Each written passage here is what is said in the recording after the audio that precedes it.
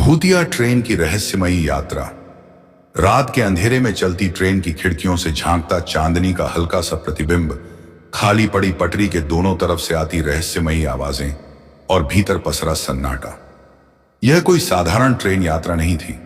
यह थी भूतिया ट्रेन की रहस्यमयी यात्रा, जिसने कई यात्रियों को डर और रहस्य से घेर लिया था।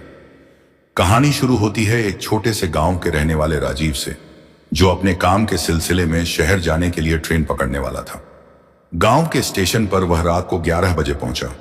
स्टेशन का वातावरण अजीब सा था, छोटा, शांत और कुछ ज्यादा ही सुनसान। वहां केवल एक बूढ़ा गार्ड बैठा हुआ था, जो स्टेशन की घड़ी को टकटकी लगाए देख रहा था।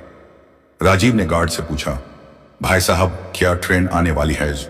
बूढ़े गार्ड ने उसकी ओर ध्यान से देखा और हल्की सी मुस्कान के साथ कहा, ट्रेन आएगी, लेकिन क्या तुम उसके साथ जा पाओगे मनमाने? यह तुम पर निर्भर करता है। राजीव को यह बात अजीब लगी, लेकिन उसने ज्यादा ध्यान नहीं दिया। कुछ ही देर में ट्रेन के आने की आवाज सुनाई दी और ट्रेन धीरे धीरे स्टेशन पर रुकी। ट्रेन की खिड़कियां अंधेरे में घिरी हुई थीं और कोई भी यात्री अंदर से दिखाई नहीं दे रहा था। ट्रेन के डिब्बों पर धूल और जंग लगी हुई थी, मानो यह ट्रेन सालों से यात्रा नहीं कर रही हो। राजीव को थोड़ी घबराहट महसूस हुई, लेकिन उसने सोचा कि वह बस गलतफहमी में है। उसने अपना सामान उठाया और ट्रेन के अंदर कदम रखा। जैसे ही वह अंदर पहुंचा, उसकी रीढ़ में एक सिहरन दौड़ गई। डिब्बे के अंदर का माहौल बेहद अजीब था। पुरानी लकड़ी की सीटें, धूल और मकड़ी के जाले और ठंडक जो हड्डियों तक को जमा दे। डिब्बे में कोई अन्य यात्री नहीं था, सिवाय एक वृद्ध महिला के, जो कोने में बैठी हुई थी। राजीव ने हिम्मत करके उसके पास जाकर बैठने की सोची। उसने वृद्धा को देखा और हल्के स्वर में पूछा, आप कहां जा रही हैं? वृद्धा ने धीरे से उसकी ओर देखा और उसकी आंखों में एक अजीब सा खालीपन था। उसने बस इतना कहा, तुम भी उसी यात्रा पर जा रहे हो जहां से कोई वापस नहीं आता। राजीव के मन में एक अजीब सा भय भर गया। वह वृद्धा के जवाब से अनजान और असहज महसूस करने लगा। उसने खुद को संभालते हुए सोचा कि शायद यह वृद्धा कुछ मानसिक रूप से अस्थिर है।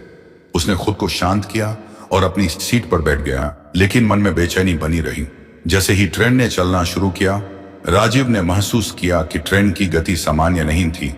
ऐसा लगा जैसे ट्रेन किसी रहस्यमयी दुनिया की ओर जा रही है।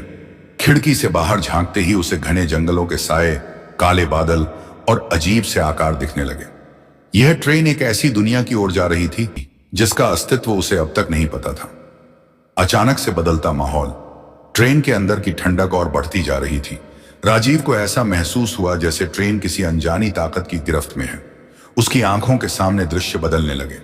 खिड़कियों के बाहर का दृश्य रहस्यमयी जंगलों और उजाड़ खंडहरों में बदल गया। ट्रेन के अंदर की लाइट अचानक झपकने लगी और धीरे धीरे हर तरफ अंधेरा छा गया। राजीव की धड़कनें तेज हो गईं।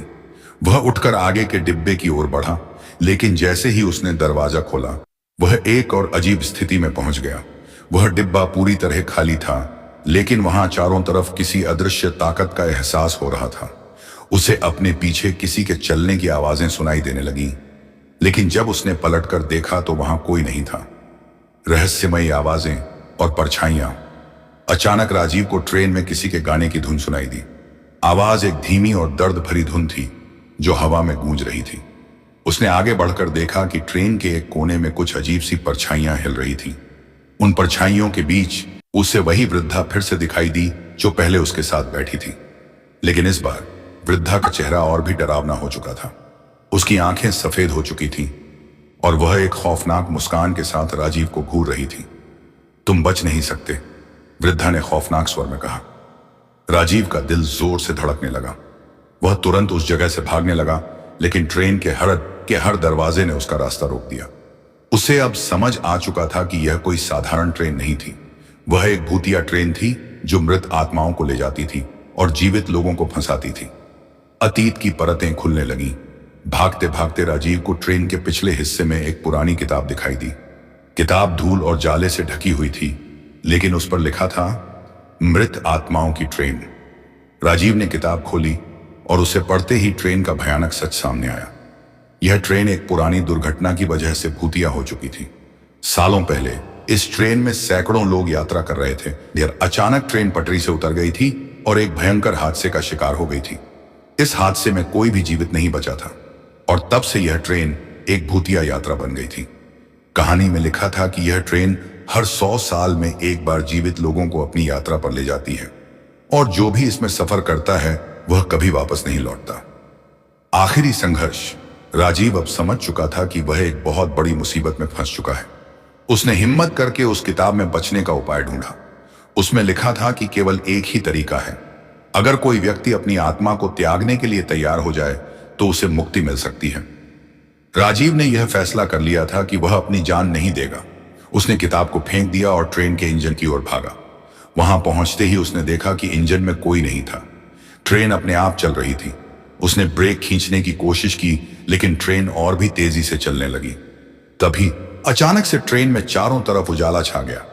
राजीव ने देखा कि ट्रेन के बाहर सूरज उग रहा है।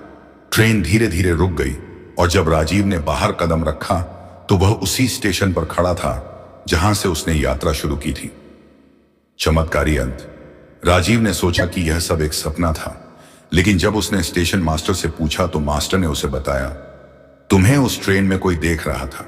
जो लोग वापस आते हैं कभी पहले जैसे नहीं रहते। राजीव ने महसूस किया कि भले ही वह उस भूतिया ट्रेन से बचकर वापस आ गया था, लेकिन उसकी आत्मा का एक हिस्सा अब भी उस रहस्यमयी यात्रा में बंधा हुआ था।